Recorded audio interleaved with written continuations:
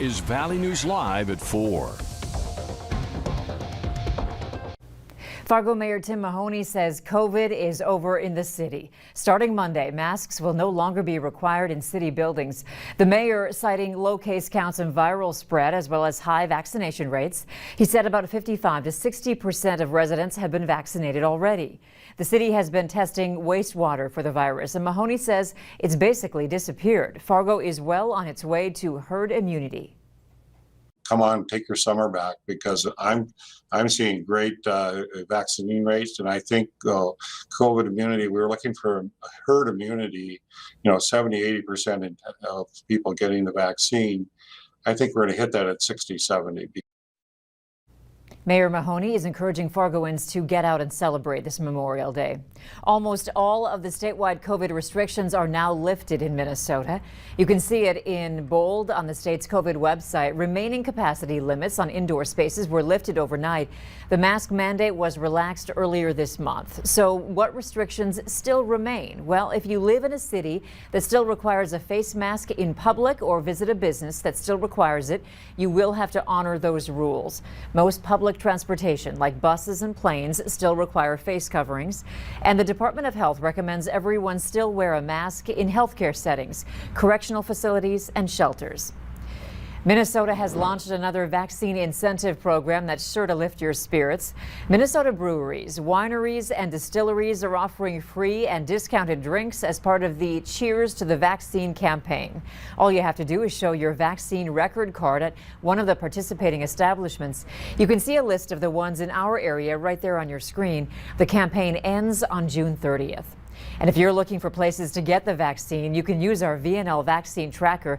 It's on the home page of our website, or you can open your phone camera and point it at the QR code on your screen and then tap the link that pops up. It's a little cool, but that won't stop people from enjoying a long weekend. Here's Hutch with a look at this evening. Hutch? Andrea, thank you so much. This morning was mighty chilly across the valley. Here's a look at readings up and down the Red River Valley. We did see some 20s out there, but we saw even colder readings. Rolla 24 degrees. Oh, look at Holt 25 there, but take a gander at this. River gauge, Stevens 17. Yeah, it was cold. Bemidji 24 for Paul Bunyan as he recovers from a sore arm. The best chance of any frost tonight, shifting out to the east. Freezing temperatures in the Iron Range and out to Duluth. We will not be as cold right now. We're enjoying near 60-degree readings to mid-60s in the valley. Our weekend is right around the corner, but we do have some unsettled weather to work our way through as a cool front will be pushing its way through. Tomorrow morning, temperatures in the 30s in that Wadena area, north through Park Rapids and up into the Bemidji area. The rest of us will be in the 40s to get our day going. But tonight in Fargo, if you're out and about, 60s and then eventually slipping into the 50s. We get clouds building in. It will be breezy out there as well with south winds 15 to 30 miles per hour. I'll have hour-by-hour details on timing some rain and thunder in your forecast for Saturday here in just a few moments. Okay, thanks, Hutch. A convicted sex offender from Detroit Lakes is on the run and now a wanted fugitive. The Minnesota Department of Corrections says Robert Bacca has been on the run since May 15th. He was convicted of felony criminal sexual conduct in Becker County and has since been charged with violating sex offender registration requirements multiple times. If you know anything about his whereabouts, give authorities a call.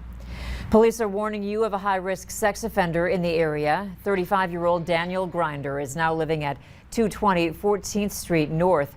He's 5'5", 170 pounds with blue eyes and brown hair. Grinder was convicted of gross sexual imposition in 2007. His victims were girls who were under the age of 15. High-risk offenders are considered the most likely to reoffend. A stretch of I-94 near Rothsay, Minnesota is back open after a semi rolled across the westbound lanes this morning. Exit 38 was closed and traffic was rerouted for several hours as the contents of the trailer were scattered across the road and in the ditch. The Minnesota State Patrol says no one was hurt. A student and teacher from Holly Elementary School are recovering after they fell off a cliff at Gooseberry Falls in Duluth. The Lake County Sheriff's Office says the incident happened just before 3 on Wednesday. There's no word on what led up to the incident, but school officials say both the student and the teacher are doing okay. School is out for good in Hendrum, Minnesota. Norman County West Elementary has closed its doors for the last time. We're told that enrollment has been down, so the Ada, Borup, and Norman County West school districts will be consolidating. Tonight on Valley News Live at 6, we'll hear from some students and staff who say they're sad to go but excited for a new start. A Minnesota conservation officer is being honored today after she died in the line of duty earlier this week. 39-year-old Sarah Grell passed away in a crash on Monday. Dozens gathered at her funeral in Grand Rapids this afternoon. The DNR says she was part of a proud family legacy, as her uncle, father, and grandfather also worked as conservation officers. Her husband, Gene, works for the DNR's Forestry Division, and her mother worked for DNR Fisheries.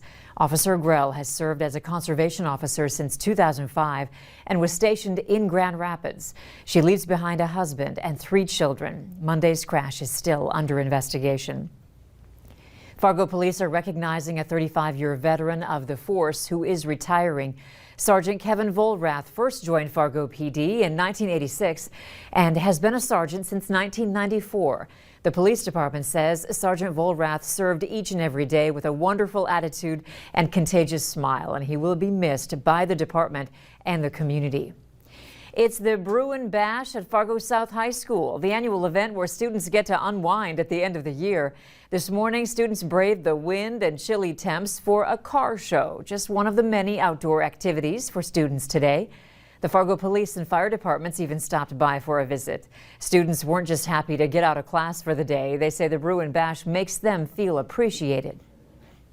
I think it feels really good, considering that we get this day of fun. It's fun for everyone. The teachers get to have fun, they get to participate, but it's also kind of the school showing their gratitude towards the students by acknowledging them. The Bruin Bash ended with a student versus staff dodgeball game on the football field. Still to come, a big weekend for a lot of families, a chance to finally get together with fewer COVID restrictions and more people vaccinated. Blue skies as we go through our Friday afternoon. We're not warm, we're below average. It's a little breezy as well, but at least it's not as cold as it was in Carp this morning. Nicole, thanks for uploading your thermometer view.